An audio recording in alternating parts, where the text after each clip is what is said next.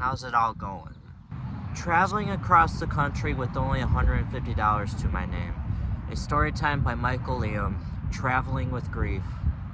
With grief, I believe that there is 3 stages of grief. The first stage is the numb stage, where you don't feel anything at all, where it doesn't feel real. It feels more like a dream than it does real. And I went through that for about 4 months after my mom passed away. Completely numbed, didn't feel nothing. The second stage is the reckless stage. It's where I traveled across the country with only $150 to my name, because that's when reality started to set in, and that was the reckless stage. The resolution stage is when you're finally starting to get closure about the person and you can find a way to sort of move on. That is the 3 stages of grief. And before my mom passed on, I was living in California at the time, and when she passed on, my first thought in my head was, okay, I'm gonna move back home to Michigan where I grew up at, take care of my dad and make sure he's okay. And I had no thoughts of coming back to California. I was pretty much done. The reason I had to come back a few months later was because of my storage unit where my vehicle was stored at the time. They called me up a few months later, say, hey, we need you to move your vehicle for a few days. We're doing construction on the building. So I say, okay, I'll come back. I had to do this twice within 1 month, going back and forth across the country. And this is where I think the reckless stage kicked in, where I had to come back very prematurely to take care of business with my vehicle. And I think that's where the reckless stage kicked in. When I went back home the second time, I remember that's when everything started to hit me, where I would be driving down an old road of a neighborhood where I grew up at and seeing memories of my mom, and I would just be crying so much because that's how much it hurt. I remember I couldn't even turn on a TV because one of our favorite things were like watching TV together, and I couldn't even turn on a TV because it just reminded me of her. And when I got back home the second time, it was November 16th, 2023, and I was just in so much pain that at the time I only had $150 to my name, and that van behind me right here, and I just said, screw it, I can't do this, I gotta get out of here. So that's when I took back off to California. So you may ask, how did you get back across the country with only $150 to your name? Well, there's a simple answer for that, and that was gig work. Gig work is what saved my ass, literally. What I did that first night, I drove 500 miles to Iowa. I stayed there 3 days, and I was doing gig work. I prepaid fuel on my Shell card, which wouldn't show up in the bank for like 3 days. And then the $150 I had at the time, I just spent on a hotel for 3 days. And within those 3 days, I busted my ass, and I was lucky to make over a $500 profit doing DoorDash, Uber Eats, and Lyft, the rideshare app. And when I did that, after 3 days, I went to the next spot. Oklahoma, did the same thing, made enough money, and then went to the next spot, and the next spot, and it took me about 2 weeks, but I managed to get back to California by doing gig work.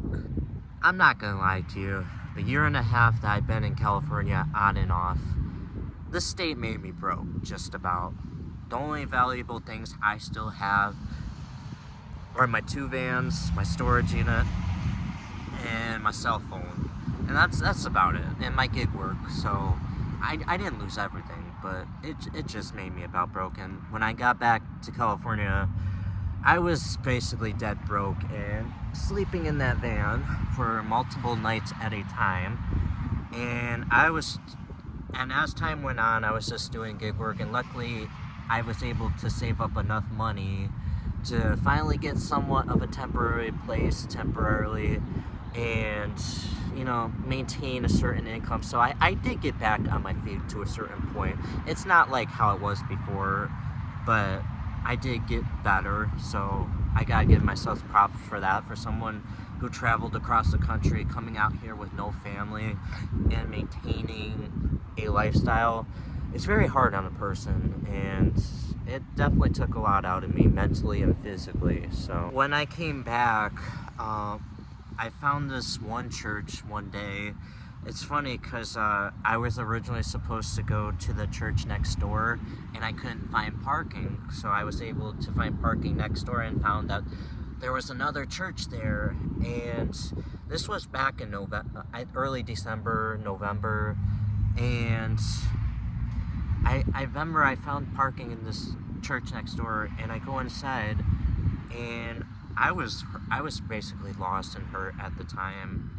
And I remember that day, the pastor there, his name is Israel, and he said something to the crowd where it made me cry so much that there were happy tears, but I had to walk outside because, you know, I was just like bawling my eyes out. I don't remember exactly what he said, but I just remember I felt some sort of energy getting me. I don't know what, that said like, hey, you're gonna be okay. And for some reason I felt like I found something at this church here. And the last 6 months grieving about my mom has really helped me get through the grief. And I remember when I found my temporary place that I'm staying at right now, I remember I turned on the TV the first night I got to this place, and the show Roseanne was on. And I was watching it, and I gotta tell you, it was the first time in like months that I could turn on a TV and actually watch it and enjoy it instead of being sad about it. And I think that was part of the third stage, the resolution stage, where, hey, I'm finally starting getting closure. I can actually watch a TV show and not cry about it and be happy and enjoy the TV show instead of being sad thinking of my mom. I feel like going to church actually helped me get closure about my mom, as well as not being around the old neighborhood where I grew up at, where I was surrounded by memories of her. I think it helped me get away for a while to clear my head. So I think that's why now I'm starting to get closure about it. That's how I think I started to get closure with that, is by going to church, talking to people, grieving. And I feel like I'm better now than I was 6 months ago. I still need to get my butt home because this state, I cannot maintain this lifestyle forever. Next Sunday is Mother's Day, and this is actually the first Mother's Day without my mom in it. And, you know, I've been dealing with a lot of other grief. You know, I didn't tell a lot of people this, but a few months later, after my mom passed, I had an uncle who passed away, and then a grandmother who passed. So it was kind of like wrecking ball after wrecking ball. So been through a lot the last 6 months, that's for sure. And then when you're all by yourselves in a state with no family on top of it, you know, that kind of doesn't make it easy too. And then when you try to pursue a dream in filmmaking, and on top of it, you know, it puts a lot on the table. And, you know, I just want you guys to know, like, I know on my Instagram it looks like I'm living this perfect lifestyle, but, you know, there's days where I have my struggles. I don't have the perfect life. You know, just because I live in Los Angeles doesn't mean, oh yeah, my life is perfect. I mean, don't get me wrong, I've had a lot of great days here. Don't get me wrong about that. I'm grateful for the things I was able to do. But at the same time, you know, it doesn't matter where you go in this world, you know. Anywhere you go, you're gonna have problems in a city. You know, whether it's Los Angeles or a small town city, you know, everybody goes through things like grief, and it's just how we get through it at the end of the day. And like my tattoo says, stay strong. So that's what I'm trying to do right now. I'm hoping within the next month I can just face my fear and finally just go home and get through this and figure out a way how to live a new life without her in it. And if my dad can do it, I have to be able to do it too. So I've been calling my dad every day since I've left to make sure he's okay. I had a couple neighbors that I gave my phone number to make sure to check in on him to make sure he's okay. So it's not like I abandoned him unexpectedly, and you know, in a way I kind of feel selfish, you know, because here he is, he's still living in the neighborhood where he has memories about his wife, and you know, he doesn't have time to travel across the country like I do and just get away. He still has to maintain a lifestyle, and here's me, I just ran away out of nowhere, and I feel selfish about that in a way. But I talked to him about it, and he says like I totally understand, like, you know, you just have to get through your life, you know. He says it's your life, you gotta decide what's right in it. It's funny because at this church that I was talking to a little bit earlier, I actually met someone that kind of went through the same thing right around the same time my mom did. His mom actually had brain cancer, and she passed away right around the same time my mom did, and it was kind of nice that I could talk to someone that could relate to my situation at this church, so that really helped too.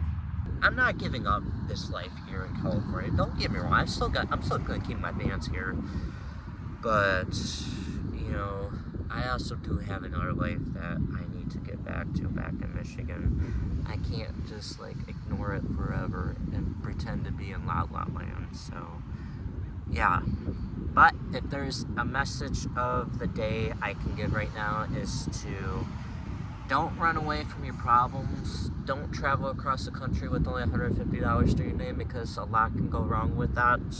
I was thankful that I survived that. That's why I started to go to church a lot more, because with all the miracles I've had in the last year and a half, I believe there is miracles out there. There are guardian angels out there. But anywho, guys, I think that's gonna wrap it up for the video. I'm Michael Liam, and I hope you enjoy this video.